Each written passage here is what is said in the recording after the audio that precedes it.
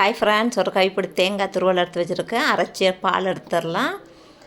பாலில் வடிகட்டி எடுத்து ஒரு ஓரமாக வச்சிடலாம். ஒரு சவுச்சவ் எடுத்து கட் பண்ணி வச்சுருக்கிறேன். அதை குக்கரில் போட்டுக்கலாம். கொஞ்சம் மஞ்சள் பொடி, 6 பல் பூண்டு, கொஞ்சம் வெங்காயம், 2 பச்சை மிளகாய், நீங்கள் காரத்துக்கு ஏற்ற மாதிரி பச்சை மிளகாய் போட்டுக்கோங்க. ஒரு குட்டி தக்காளி, நான் 50 கம்மியாக பாசிப்பருப்பு எடுத்து வச்சுருக்கிறேன். அதை போட்டுடலாம். வாஷ் பண்ணி கொஞ்சம் உப்பு, தண்ணி ஊற்றி வேக வச்சிடலாம். 3லேருந்து 4 விசில் வச்சிடலாம். பருப்பு நல்லா வெந்துடுச்சு சவுச்சவும். இப்போ எடுத்து வச்சுருக்க பாலை ஊற்றிடலாம். பால் நல்லா கொதிக்கட்டும்.